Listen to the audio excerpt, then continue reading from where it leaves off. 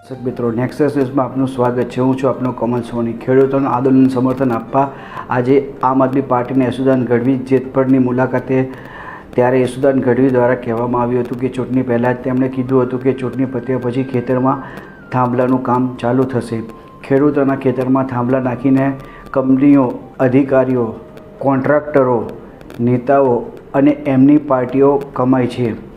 ખેડૂત નહીં, લમસમ નહીં, પરંતુ દર મહિને 8 થી 10% પ્રોફિટનો હિસ્સો આપી દો. કલેક્ટર અને આઈજીને વિનંતી કે જ્યાં સુધી ખેડૂતની માંગ પ્રમાણે વળતર ન ચૂકવાય ત્યાં સુધી ખેતરમાં કોઈ ઘૂસે નહીં. ખેડૂતોને લમસમ નહીં, પરંતુ દર મહિને 8 થી 10%નો પ્રોફિટ આપવો જરૂરી છે. અદાણી તેના એરપોર્ટ પર 1 કલાકના ભાડાના પૈસા લે છે. તો આ મુદ્દા પર વધુ શું કીધું, તો આવો સાંભળે યશુદાન ગઢવીને કે તેમણે આ મુદ્દા પર વધુ શું કીધું. બે કામ ભાજપ પહેલા કરશે. કારણ કે અમે સાહેબ, હું તો 16 વર્ષ પત્રકાર કર્યો છું. ગાંધીનગરમાં એક ફાઇલ ક્યાંથી ક્યાં મુવમેન્ટ કરતી હોય ને એ મને ખબર હોય, અને એટલે આ લોકોને પીડા થાય. અને હું ખજાનો જોઈ આવ્યો છું. ખજાનો કેવો ખબર છે? ઢગલાબંધ રૂપિયાનો ખજાનો છે સરકાર પાસે, પણ એના મોડા છે ને આમ છે. ઉદ્યોગપતિ ને અધિકારીઓ અને ભાજપના નેતાઓ, એના સિવાય ખજાનો ઓળતો નથી.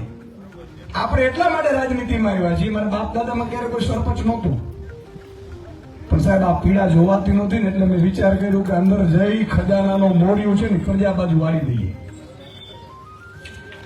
કહેવાનો મતલબ એ છે મિત્રો કે આજે ગુજરાતના ખેડૂતો જોઈ રહ્યા છે, અલગ અલગ જગ્યા ઉપર આંદોલન થઈ રહ્યા છે, અલગ અલગ જગ્યા ઉપર લાઈનો આવી રહી છે.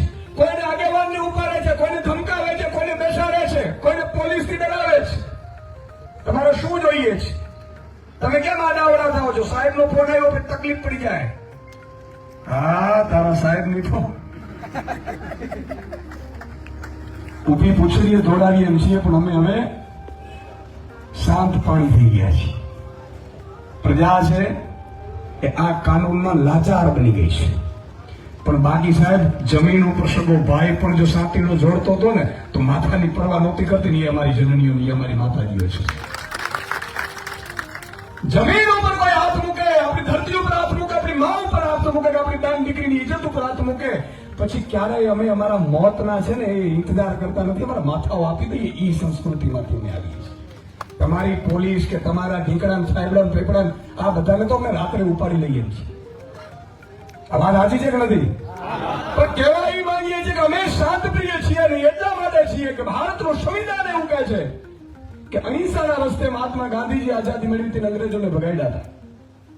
તો આપણે શાંતપ્રિય છીએ, શાંતપ્રિય જ રહેવાનું છે. કારણ કે આમાં દિવાસળી ફૂંકવા વાળા ઘણા હોય, પણ આંદોલન હંમેશા શાંતપ્રિય થવું જોઈએ. તો આજે આ માત્ર તમારા ખેડૂતોને આખું ગુજરાત જોઈ રહ્યું છે. ઘણી જગ્યાએ ગામોમાં વિરોધ થયા.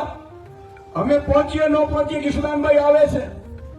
યશુદાનભાઈ આવે છે, પેલા 2 લોકોને ઉપાડીને સમાધાન કરીને પછી યશુદાનભાઈ ન આવતા. આજે હું રોજ પંકજભાઈ સાથેથી અપડેટ લેતો હતો કે ભાઈ જ્યાં જે દિવસે જરૂર પડે ને જે દિવસે ગામ લોકો એમ કે ને કે હવે અમારે યશુદાનભાઈની જરૂર છે, ત્યારે 1 કલાક હું રાહ નહીં જોઈશ. આના માટે માથું આપવા તૈયાર છું. રાજનીતિ કરવી જ નથી, રાજનીતિ કરવા આવ્યા નથી. કારણ કે ઈ તો જયારે મોસમ આવે ત્યારે ખેલી લેવું અમને તાકાત છે. પણ તમારા ખંભાનો ઉપયોગ અમે એવી રીતે કરવા નથી માંગતા. પણ તમે એકલા ન રહ્યો, તમને એમ ન થાય કે અમારી ભેગા નથી ને, એટલા માટે કહેવા આવ્યો છું કે જ્યાં જરૂર પડે ત્યારે એક નહીં, અમારા લાખો સૈનિકો તમારી સાથે ઉભા છે એનું ખાતરી આપું છું. પણ સાથે વાત હું બધાને કહેવા માંગુ છું, મારા ખેતરમાંથી ક્યાં જાય છે? એ તો આપણા નેહલભાઈના ખેતરમાંથી જાય. આ તો નિલેશભાઈના ખેતરમાંથી જાય છે. સાહેબ, એટલે હું કહું છું કે પીપર પાન ખરન આજે એનો વારો, કાલે તારો. જેને જેને બોકિયા અંદર કર્યા છે, દરવાજા બંધ કર્યા છે બીજાના માટે લડવા માટે, એને એક તો માનસિક ગુલામી સ્વીકાર કરી લીધી છે. સાહેબ, આપણે તમને બહુ આશ્ચર્ય થશે, ઇતિહાસમાં લઈ જઈશ તમને થોડું. 200 વર્ષ અંગ્રેજોએ આપણા ઉપર રાજ કર્યું છે. અંગ્રેજ કેટલા હતા ખબર છે? માત્ર 5000 બોરડિયા આવ્યા, ભૂરિયા, માત્ર 5000.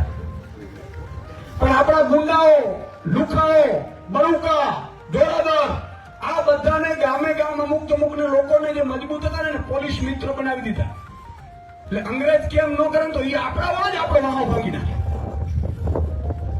ગુલામી આમ થાય છે. હું બધાને કહેવા માંગુ છું કે આ લડાઈ ખેડૂતની છે, ખેડૂતના દીકરાની છે, ખેડૂતની માતા બેન દીકરીઓની છે. હું માતા બહેનોનો વિડીયો જોતો તો રણચંડીઓ બની છે. મને એ દિવસે વાડું સાહેબ હું જમ્યો નથી, વાડું મને ભાવ્યું નહોતું કે આવી મારી માતા બેન દીકરીઓની હાલત થતી હોય. ફટશે અમારી રાજનીતિ નહીં કે ફટશે અમારા ધરતી ઉપર અમે જન્મ લીધો. આવી રીતે તમે ઉપાડશો અમારી માતા બેન દીકરીઓને, ઉપાડો તમારા મુખ્યમંત્રીના દીકરા દીકરીઓને ખબર પડે તમને. અને એવી સિંગમગીરી દેખાડો છો તો જાઓ મંત્રી કે મુખ્યમંત્રીના દીકરાઓને ઉપાડો, ખબર પડે તમને. પણ સાહેબ આજે પણ તમે વિચાર કરો, અંગ્રેજો 5000 અંગ્રેજો 35 કરોડ ભારતીયો ઉપર 200 વર્ષ રાજ કર્યું. મુગલોએ રાજ કર્યું, ડચોએ રાજ કર્યું, ફિલ્મીઓએ રાજ કર્યું. તકલીફ એ છે કે આપણામાં પણ ગુલામી વસી ગઈ. હમણાં એકને ફોડીને 2 લાખ રૂપિયા વધારે આપે એટલે એનો શોખીન નીકળી જાય આંદોલનમાં. મારે સાચું કે નહીં, હું ખોટું મને કહેજો. ઈશ્વરભાઈ ખોટી રાડું નથી પડતા. 54 લાખ ખેડૂતો છે, એના 5 પરિવાર કરોડ 2.5 કરોડ મતદારો થાય. કોના બાપની તાકાત નથી એ નીકળી શકે હામો. પણ આમ કરીને આપણે આગળ જઈને આમ આંદોલન લઈને 5 જણા 25 જણા નીકળતા હોય ને પાછળ વળી જોઈને 2 જ હોય, ગલીઓમાંથી નીકળી ગયા. અરે ભાઈ કાં પડો નહીં, અને પડો તો પછી મરવા સુધીની તૈયારી રાખો ને ત્યારે જીત થતી હોય છે. જીત એમને નથી મળતી. નથી મફતમાં મળતા, એના મૂળ ચૂકવવા પડતા. સંતને સંતપણા નથી મફતમાં મળતા. કોઈ પણ આંદોલન હોય, આંદોલન છે સાહેબ, એમાં ક્યારે પડવાનું નહીં. પડવાનું તો ક્યારે સ્વાર્થથી નહીં પડવાનું. એનો એક પણ નયા પૈસાની અપેક્ષા નહીં રાખવાની. જે દિવસે તમે કંઈક અપેક્ષા રાખશો તો મારો ઈશ્વર તમારાથી નારાજ થઈ જશે. કારણ કે કોઈની પીડા છે, એ પીડામાં ભાગ લેવાનો હોય છે. આજે આ કંપનીઓ છે, પાવર ગ્રીડ કંપની છે, અલગ અલગ કંપનીઓ છે સાહેબ, કરોડો રૂપિયા ફંડ આપ્યા છે. સાહેબ મારે એ કહેવાનું છે આપને કે હમણાં જ પંકજભાઈએ કીધું કે અદાણીભાઈ હમણાં એરપોર્ટ લીધો છે, ભાડેમાં પાર્કિંગમાં આટલા 86,000 રૂપિયા મહિને ભાડું એક ગાડીનું લે છે. આવું કીધું ને, ઓન પેપર છે. આપણે કલેક્ટરને નથી દેખાતું, મુખ્યમંત્રી નથી દેખાતું, અભણ છે, દેખાય છે, બધું દેખાય. મેં એટલે જ કીધું ચૂંટણી પહેલા મેં 2 વાત કીધેલી કે ચૂંટણી પતશે એટલે એક તો આ થાંભલા નાખવા માંડશે ને હજી થોડાક ટાઈમ જારું એટલે સ્માર્ટ મીટર આવશે, એમાં એક ઘર બાકી નહીં રહે. તો હું એ કહેવા માંગુ છું કે આજે જમીનનો ભાવ છે 30-35 લાખ રૂપિયા વીઘો છે ને ભાઈ. 5 વર્ષ પહેલા કેટલું હતું? 10-15 લાખ, નહીં 5 લાખ કે 10 લાખ હતા, બરોબર. હમણાં 5 વર્ષમાં જમીનના ભાવ વધ્યા. આ વાત સાચી છે. 25 વર્ષ પછી જમીનના ભાવ કેટલા હશે? 1.5-2 કરોડ રૂપિયા વીઘો હશે કે નહીં હોય? તો ખોદાઓ તમે અત્યારે જે વળતર ચૂકવવાની વાત કરો છો એ તો અત્યારે નહીં નથી, તો 25 વર્ષ પછીનું અમારું શું? વાત તો એ જ આવી જોઈએ. આ વળતરની તો વાત જ નથી. અચ્છા, એ લોકો ન કમાવતા તો આપણે ખબર પડે. એ લોકો કરોડો કમાય છે. જો આમાં કોણ કોણ કમાય એ તમને જાહેરમાં કહી દઉં.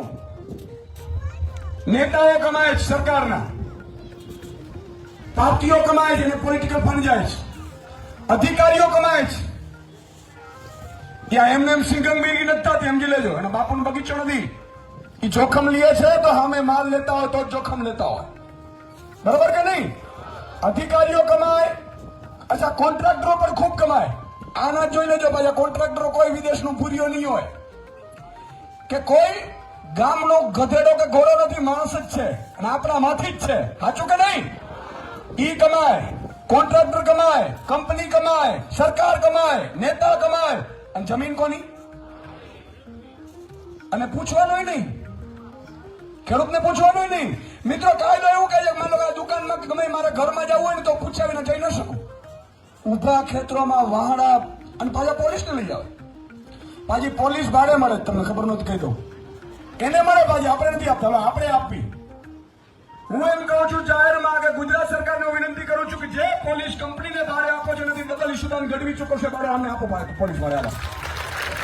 તો આ હતા આમ આદમી પાર્ટીના યશુદાન ગઢવી. તેમણે મોરબીના જેતપુર ગામ પર જઈ અને ખેડૂતોની મુલાકાત લીધી. અંગે આપના શું મંતવ્ય છે તે અમને કોમેન્ટ બોક્સમાં જરૂરથી લખીને જણાવશો. અને દર્શક મિત્રો, આવા સમાચાર જોવા માટે આપ અમારી ચેનલ લાઇક કરો, શેર કરો, સબસ્ક્રાઈબ કરો. જો તમે અમારા અહેવાલને ફેસબુક પેજ પર જોઈ રહ્યા છો તો તમે અમારા ફેસબુક પેજને ફોલો કરો. ઇન્સ્ટાગ્રામ પર જોઈ રહ્યા છો તો તમે અમારા ઇન્સ્ટાગ્રામ પેજને ફોલો કરો.